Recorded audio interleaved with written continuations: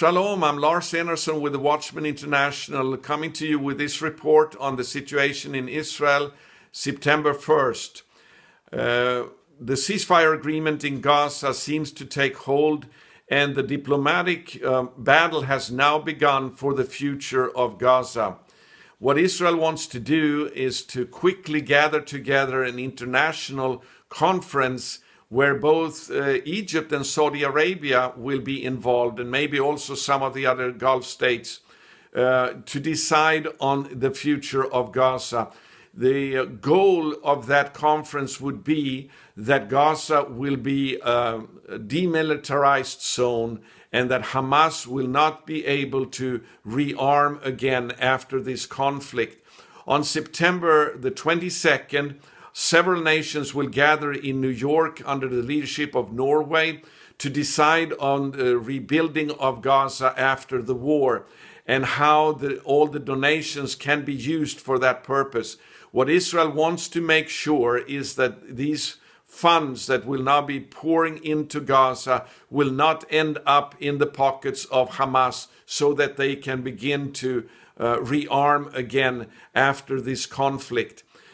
In order to accomplish that, they want to make sure that instead Mahmoud Abbas and the Palestinian Authority will handle the funds that will come into Gaza.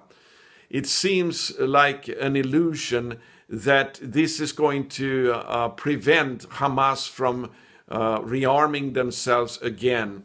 We know what happened when Israel pulled out of Gaza in 2005 and the Palestinian Authority took over the area. It didn't take long until Hamas had taken over and kicked out the Palestinian Authority. Also, this summer, Israel discovered a plot by Hamas to also take over control of Judea and Samaria.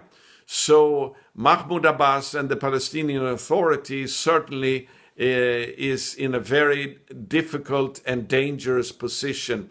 And if they can prevent Hamas from rearming themselves after this conflict, that would require a pure miracle. What will happen instead is most likely that the nations will begin to pressure Israel to give in to the demands from the Palestinians in order to establish a Palestinian state. And that is what will most likely be the outcome of the diplomatic efforts now after this conflict. Something that is a positive thing to report today is that yesterday Israel made a decision in the government to transfer approximately 1,000 acres of the area in Judea, in the so-called West Bank, to become state-owned Israeli property. This can then be used for housing projects and building projects of different kinds. And actually, this was a decision that was taken now in response to Hamas kidnapping and brutal murder of the 3 young Israeli boys in the beginning of the summer, which led to the conflict that we have seen during the summer. And it was a step that Israel decided to take in response to Hamas aggression. As usual, there has been no sympathy or understanding from the nations for this step from the government of Israel. The condemnations have been swift and hard. The United States State Department pleaded with Israel to take back this decision, saying that this will not promote peace in the region. And several other nations have also condemned this step. So Israel is, as usual, under continued pressure from the nations to give up their land. We have to give thanks to God that because God is working in the midst of the difficult situation in Israel, there is hope. What has happened after the conflict with Hamas is that more and more people in Israel are turning back to biblical faith and values and Jewish tradition and faith in God. This is a development that is in contrast to what is happening in the rest of the Western world, where the nations are forsaking biblical standards, morality, and family values.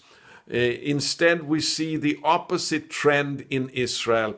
And we know this is exactly according to the prophetic word. The more that the nations turn against Israel, the more Israel will turn towards God. And ultimately, that will bring about the return of Messiah.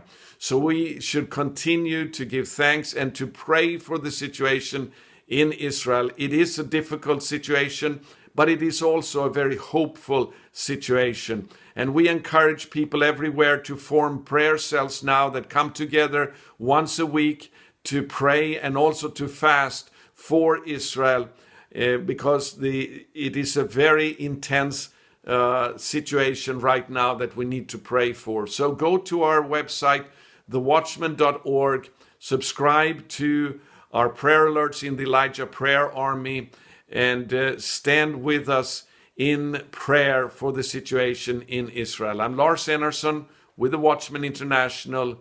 God bless you. Shalom.